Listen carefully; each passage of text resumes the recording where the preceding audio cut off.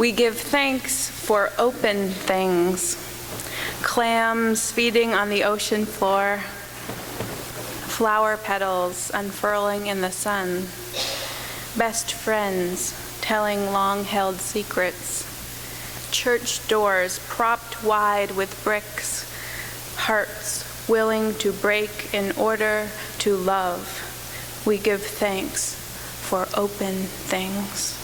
Our meditation this morning is by Susan McGinn. Breathe with me. You who feel sorrows calling across the oceans, calling across the room, echoing in the spacious cavern of your chest. Breathe with me. You who wake with the sun, carrying a restlessness to make justice and do mercy.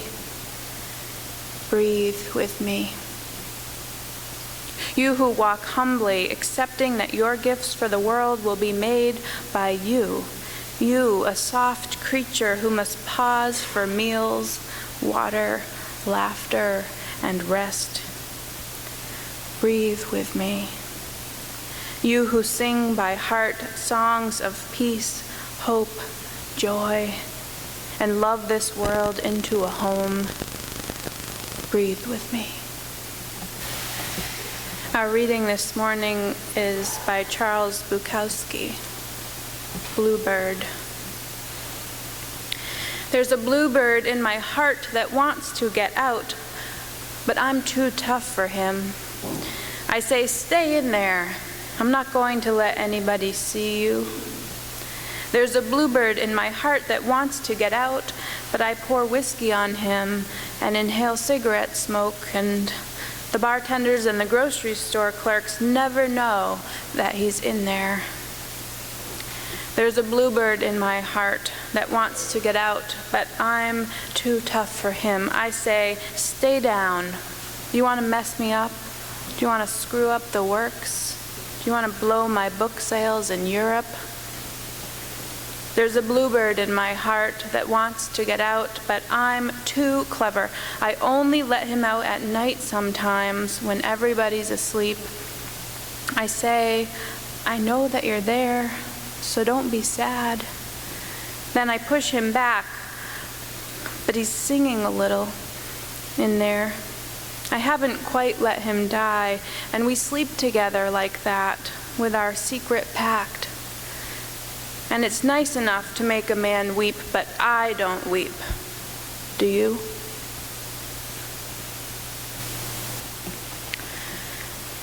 Vulnerable. What makes you feel vulnerable?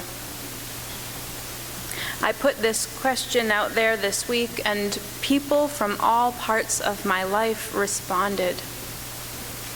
Waiting for surgery, you said. My daughter close to death. Singing. Trusting in group therapy. In deep water, suddenly feeling I might drown because I'm not as young and strong as I once was. My daughter attempting suicide, you said. My son going to prison. Falling in love. Searching for a job. Admitting my faults to others. Every time my children leave the house. Talking about what is close to my heart, you said. Taking on a challenge. Opening my heart and showing more of who I am to others. Starting a new job. Will I be good enough? Will they like me? Not wearing shoes, you said. Walking into a room full of strangers. Being critically ill. When loved ones are sick. Reaching out to new friends. Weathering storms in a sailboat. Losing parents to Alzheimer's. Feeling I'm on my own, you said. Believing in humiliation. Is vulnerability ever a good thing? I asked you. Yes, you said, sometimes.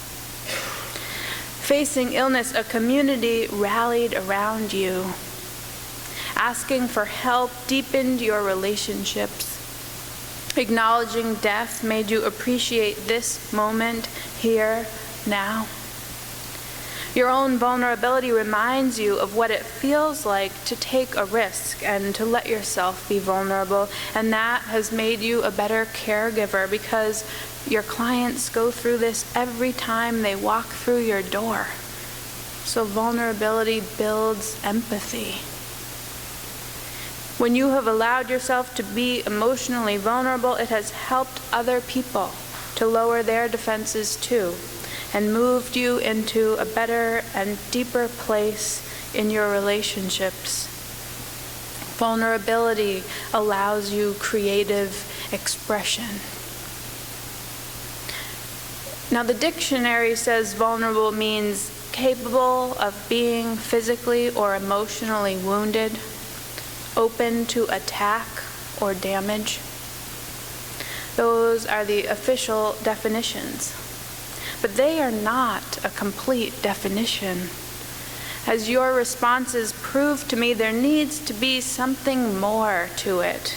Something like open to the world in an authentic way, or able to connect deeply without protective walls. The definition I am missing is the one that says something positive about vulnerability, something that speaks to the openness and realness and beauty of vulnerability. Storyteller and researcher Brené Brown says, vulnerability sounds like truth and feels like courage. Truth and courage aren't always comfortable, but they're never weakness. And it gets better. Vulnerability, she says, is the birthplace of love, belonging, joy, courage, empathy, accountability, and authenticity. If we want greater clarity in our purpose or deeper and more meaningful spiritual lives, vulnerability is the path. She calls this positive side of the word the power of vulnerability. Maybe some of you have seen or heard her TED Talk with that title, The Power of Vulnerability. I watched that this week and also read 2 of her books.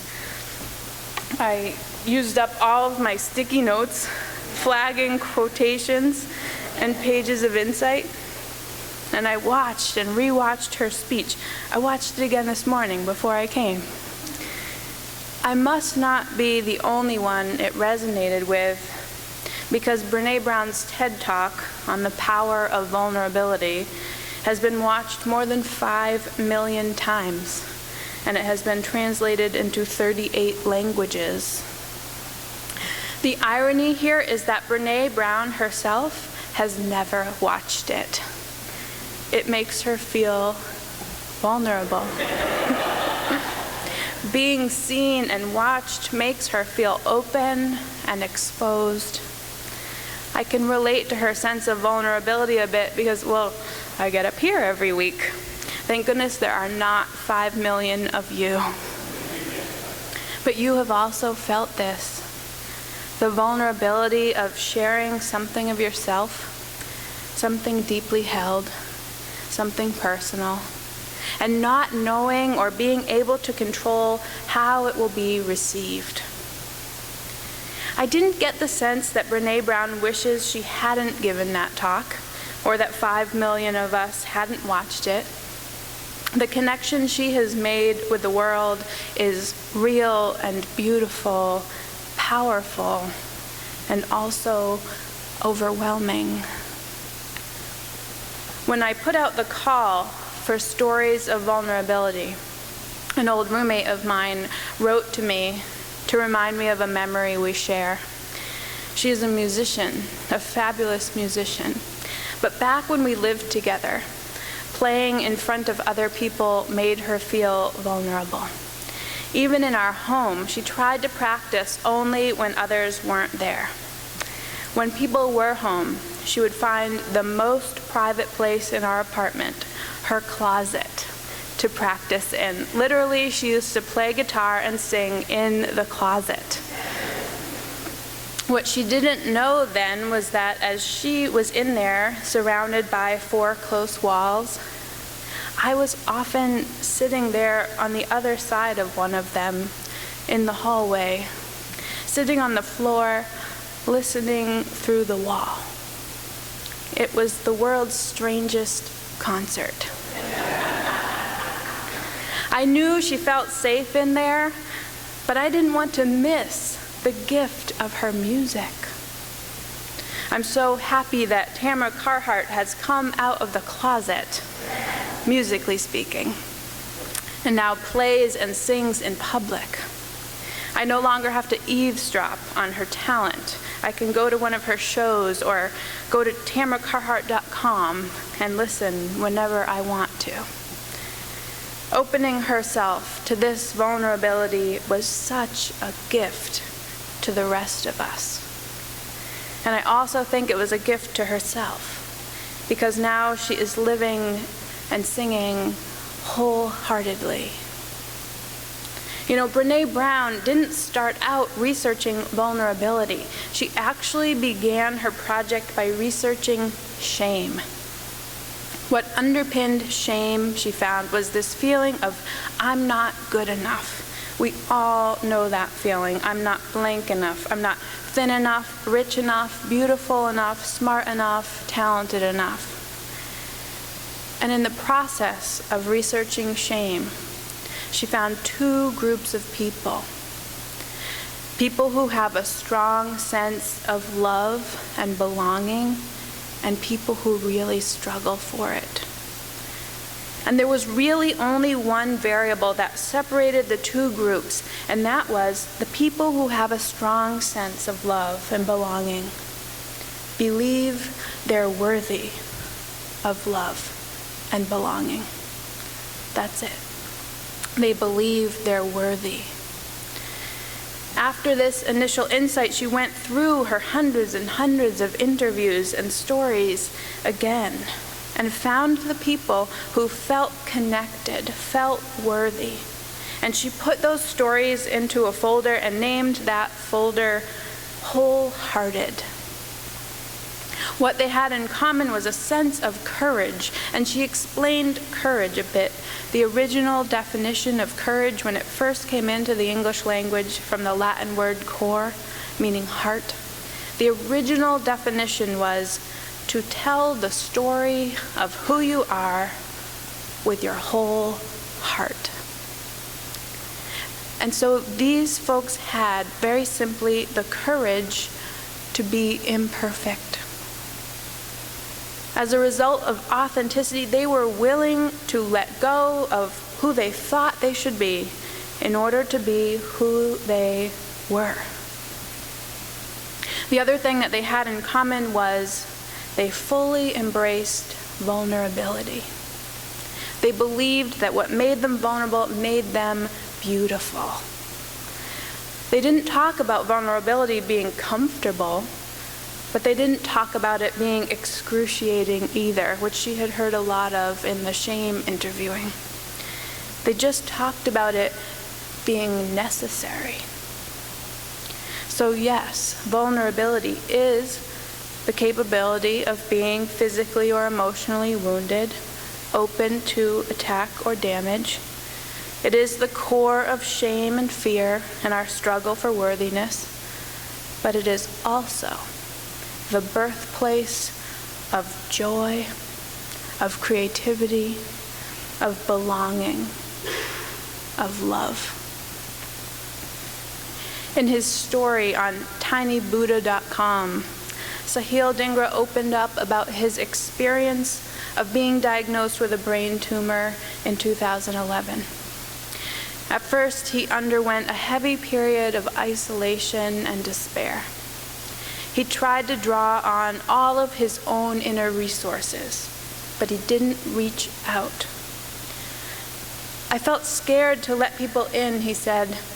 The few relatives who knew what I was going through told me to think positive, that everything would be okay and not to worry or be afraid. While he tried to do as they said, he really wasn't getting the support he needed.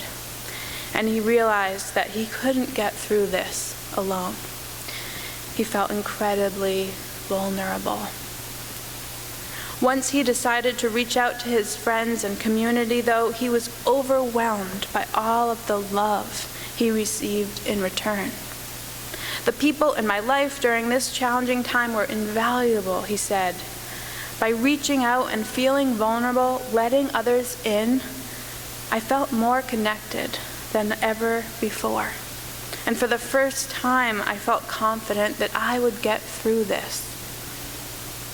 In May 2012, Sahil's neurologist gave him the incredible news that the mass in his brain hadn't continued to grow.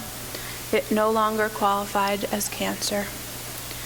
Today, I still have an olive-sized mass in the right side of my brain, he says, but it is no longer my foe.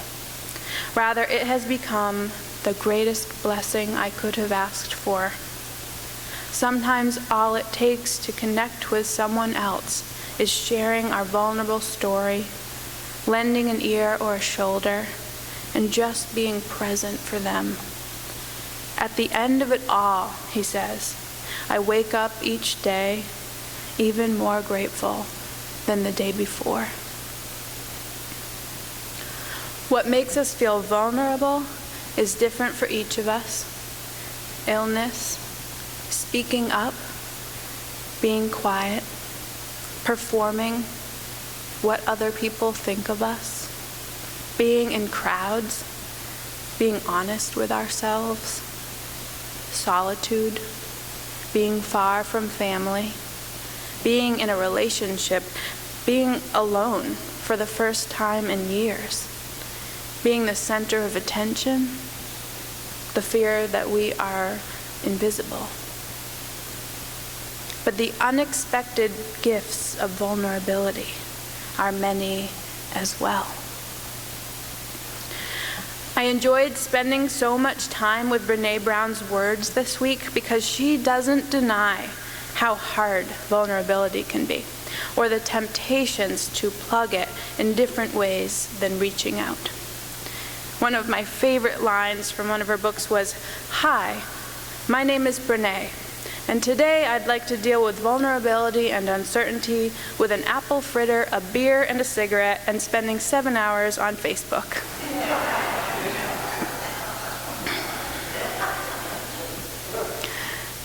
But she also knows that these escapes are all part of our protective shell that we've been building.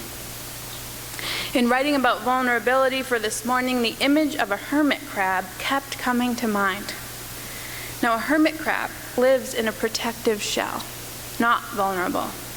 He can stick his head out and his funny little legs, and he can scamper across the ocean floor. But when he sees danger, or when he wants to go to sleep, he can pop back inside and be safe. That shell is rock hard, and it's nice and cozy in there. And we are like that. Over the years, we've all built up our protective shells, places and ways of being that are comfortable for us. We pop our heads out, of course, and take little walks, little risks.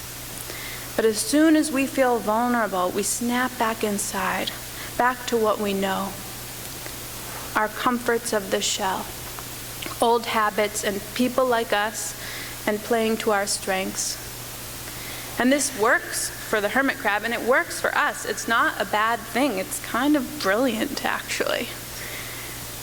But eventually, the hermit crab grows a little, and hopefully so do we. And so now the shell, that protective shell, begins to feel a bit snug. Rather than being comfortable, it begins to feel constrictive, limiting, kind of like a closet. And there are only two options. One is to stay in that shell, to not grow anymore, and to live pressed up against the edges of our environment. And the other is to seek out a larger shell. Some of us have our eyes on that larger existence. We've spotted one that we would like to inhabit. We want to apply for that dream job. We want to say, you know what, that bothers me, or no, or yes. We want to try being alone with our thoughts and see what comes up. We want to tend to old wounds. We want to share our art. We want to be in relationship with people who are not like us. We want to say, I love you. Many of us know which shell we want to explore, or at least have an inkling. But to get to it, we have to leave our small shell. To move to a larger shell, we hermit crabs need to leave the safety of where we are now, become vulnerable, momentarily be without a shell, open, exposed, raw. And vulnerability is not just about going outside of your shell, it's about letting others in, letting others see and know and love the real you with all of your faults and weaknesses, as well as your gifts and strengths. It is the scary and wonderful feeling of being truly known with no secrets to create distance. Authentic vulnerability isn't about letting everyone in. It's about recognizing that it is healing and freeing and beautiful to let a few people all the way in. Our stories are not meant for everyone, says Brené. Hearing them is a privilege, and we should ask ourselves before we share, who has earned the right to hear my story?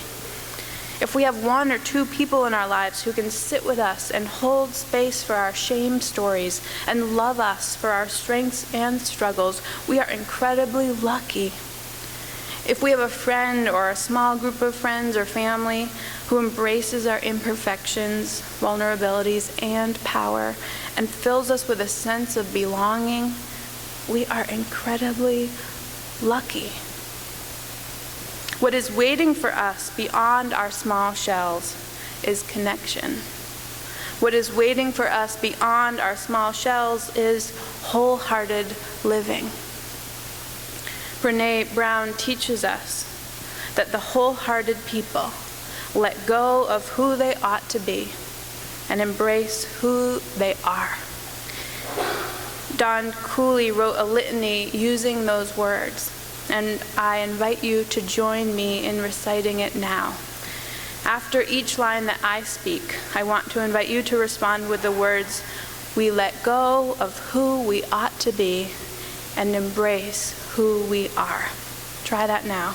We let go of who we ought to be and embrace who we are. So say that after each of these lines, a litany of wholeheartedness. Because there have been times when shame has crushed our ability to be wholehearted, we let go of who we ought to be and embrace who we are. Because we do not always have the courage to be imperfect, we let go of who we ought to be and embrace who we are. Because we sometimes struggle to have compassion for ourselves or others, we let go of who we ought to be and embrace who we are. Because we have been afraid of our own vulnerability, we let go of who we ought to be and embrace who we are.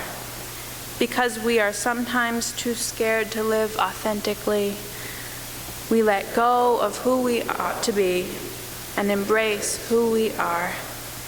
Because we want to be wholehearted people, confident in our worthiness and our belonging, we let go of who we ought to be and embrace who we are.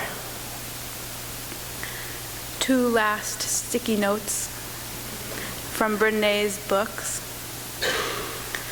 Embracing our vulnerabilities is risky, she says, but not nearly as dangerous as giving up on love and belonging and joy. the experiences that make us the most vulnerable. Wholehearted living is not a one-time choice, she reminds us. It is a process. It is the journey of a lifetime, one that I am blessed to be on with all of you. Amen, and blessed be.